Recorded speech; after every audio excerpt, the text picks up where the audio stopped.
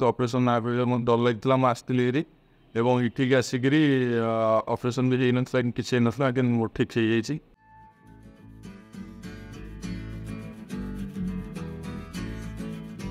बिना अस्त्रोपचार हृदय रोगर चिकित्सा। आज्ञा हाँ, आम आज पहुँचीचु पुरी दरजीपुक छक निकट में सुश्रुत पाइल्स क्लिनिक ठारे जोठार आयुर्वेदिक उपाय हृदय रोगर चिकित्सा एवं गोटे थर संपूर्ण भल हो जाउछि।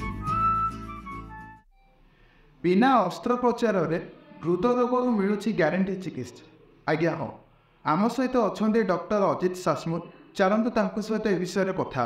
आज्ञा लोकाल 18 को स्वागत कर। नमस्कार, लोकाल 18 को मुझे स्वागत जनाऊँगी। मो डॉक्टर अजित कुमार सासमन सुश्रुत पाइल्स होते आमर ये जो चिकित्सा कराऊँगी आयुर्वेदिक पद्धति जो सबुठ बेस्ट रोचे एरोसूत्र द्वारा हृदय रोग मुख्यतः 3टी रोग आम साधारण मिलता है अर्श अमेंदार मलकंठ मॉडल यार जो अस्त्रोपचार करा जाए इतने रिकरेंस होबार बहुत चांसेस कम से कम 70 to 80% चांसेस रहता है। खास करके जोटा आमर रोचे फिस्टुला 90% रिकरेंस रहता है। लेकिन आमर जो क्षारसूत्र द्वारा अर्श अमेंदार मलकंठ जो आम पाइल्स क्लिनिक जो आम इलाज करूँ क्षारसूत्र द्वारा इतने साधारणतः एत पर्यटन मु पाखापाखि 2017 पुरी मोर क्लिनिक मोर चलती आ मोर बाहर भी दिल्ली में जम्मू में मोर प्रैक्टिस हुए किंतु आज पर्यटन मोर कौन भी रिकरेंस देखा ना। तेणु आमर से ग्यारंटी आम से दौर लोक कि आमर जो पाइल्स क्लिनिक जो आयुर्वेदिक क्षारसूत्र द्वारा जो आम इलाज करूँ तार रिकरेंस हो न पाए। जमी कि अर्शटा को अगर आम ऑपरेशन कर ऑपरेशन करने द्वारा सीटी लोक तो ऑपरेशन कले स्पाइनल दौरान इंजेक्शन आमर ये लोकाल आमर ये रहा किसी पड़ूनी पेसेंट आसो पेसेंट आम बाइट चेकअप कलापर साधारणतः 10 मिनट लगुच आमर ट्रिटमेंट प्रोसेस आउ 15 ରୁ 20 मिनट बेड रेस्ट तापर आप पेसेंट जापे कहवाक गले गोटे घंटा भितर लोक जो आसुँगी जापे। सर जदि जब चाहब यहाँ को मुझे बहुत दिन है रहीगला तो मुझे चली आस चलदेवी तो यार कौन साइड इफेक्ट कौन देखा?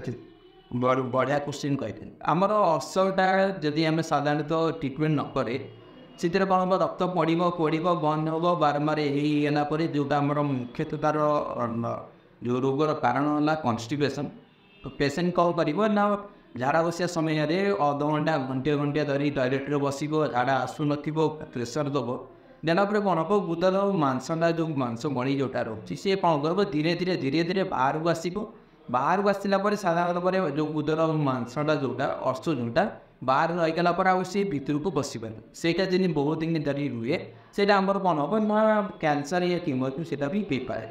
आज जोटा फिस्टुला रोचे जोटा आम फिस्टुलाटा भी अगर जब आम नेग्लिजेंस करवा ट्रिटमेंट करवानी से ट्यूबरकुलोसिस होगा बहुत चांसेस रोचे।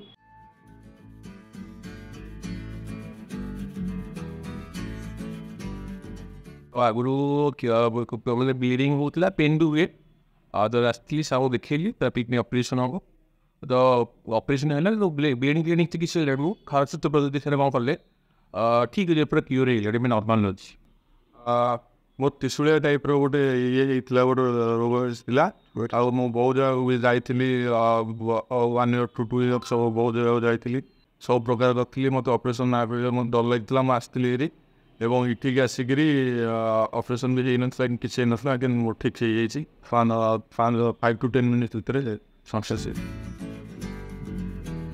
केवल पुरी नुहे राज्यर विभिन्न जिलूर हृदय रोगर चिकित्सा सुश्रुत क्लिनिक को लोक मैंने आसुंच चिकित्सा पर क्लिनिक ठारे से रहीबार व्यवस्था रही। पूर्व सत्यप्रकाश को रिपोर्ट लोकाल 18।